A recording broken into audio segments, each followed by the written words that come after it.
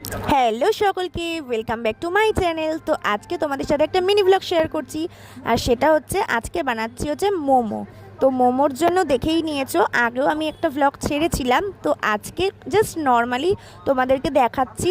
তো দেখতেই পাচ্ছ এখানে তেল গরম হয়ে গেছে, আর আমি মোমোর যে মাংসটা ছিল চিকেন, তারপরে আমি ওখানে দিয়েছিলাম পেঁয়াজ, আদা, রসুন, তারপর হচ্ছে গাজর, সব কিছু মিক্সিতে গ্রেট করে নিয়েছিলাম আর একটু ভাজা করে নিয়েছিলাম, যেহেতু চিকেনের একটু আষ্টে গন্ধ বেরায়, তো সেটাই যাতে একদমই না থাকে তার জন্য একটু তেল দিয়ে আমি ওটাকে একটু ফ্রাই করে নিয়েছিলাম। তো তারপরে আমি একটু সয়া সস দিয়ে নিয়েছিলাম, সয়া সসের পরে আমি একটু ভিনিগার দিয়ে নিয়েছিলাম, তারপর নুন দিয়েছিলাম। তো এই সমস্ত কিছু দিয়ে ভালোভাবে দেখো নাড়াচাড়া করে আমি নামিয়ে নিয়েছি।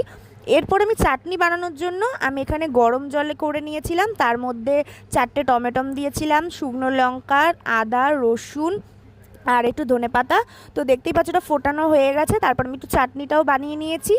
তো এরপরে দেখতেই পাচ্ছ যে চাটনিটা আমি ভালো করে একটুখানি নাড়িয়ে চাড়িয়ে নিয়েছিলাম, এর মধ্যে একটু নুন দিতে হয়েছিল, তারপরে একটু সয়া সস, ভিনিগার সমস্ত কিছু দেওয়া ছিল। তো দেখতেই পাচ্ছ সব আমার কমপ্লিট হয়ে গেছে। তো এরপরে আমি বানাবো মোমো। তো তার জন্য দেখতেই পাচ্ছ আমি আগেই মোমোর জন্য যে ময়দাটা মাখিয়ে ভালোভাবে দই দিয়ে মাখিয়েছিলাম, দই, নুন, সাদা তেল, একটু চিনি দিয়ে ভালোভাবে মাখিয়ে রেখেছিলাম। আর দইটা ইউজ করেছিলাম, টক দই ইউজ করেছিলাম, যেহেতু একটু নরম হবে। আর দেখতেই পাচ্ছ কতটা সফট হয়েছে, তোমরা বুঝতেই পারছো।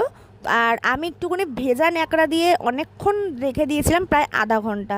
তো এবার দেখতেই পাচ্ছ আমার মা আমার সাথে হেল্প করছে। তো এরপরে মা ছোটো ছোটো লুচির মতো লেচি করে নিয়েছিল, আর এরপরে আমিও হেল্প করছিলাম, আমি একটু মাকে গোল্লা পাকিয়ে দিচ্ছিলাম, আর তারপরে মা ওটাকে বেলে নিচ্ছিল। তো তারপরে আমি একে একে দেখতেই পাচ্ছ মোমোগুলো শেপ করে নিচ্ছিলাম। সত্যি কথা বলতে শেপ তো করছিলাম, কিন্তু মানে সেরকমভাবে পারিনি যেরকমভাবে আর কি দোকানে প্রপারভাবে হয়। তো যেরকম পেরেছি নর্মালিভাবে আমি কোনো রকমে মানে চলে যাওয়ার মতো। তো তোমরাও দেখে নাও কীরকমভাবে করতে হয়, এইগুলোকে শেপ কীভাবে করতে হয়। আর যদি আমার ভিডিও না দেখতে পারো তো না দেখো, কোনো অসুবিধা নেই, কিন্তু তোমরা ইউটিউবে দেখে নেবে যারা যারা বানাবে। তো যেরকম আর কি পেরেছি সেরকমভাবেই করেছি। তো এরপরে তোমাদেরকে দেখাচ্ছি, দেখো যে কতগুলো মোমো হয়েছে। তো আমি যেরকমটা পেরেছি তোমাদের আবারও বলছি সেরকমই করেছি। আর দেখতেই পাচ্ছ যে চলে যাওয়ার মতো ডিজাইনটা এরকমভাবেই আমি করে রেখেছি।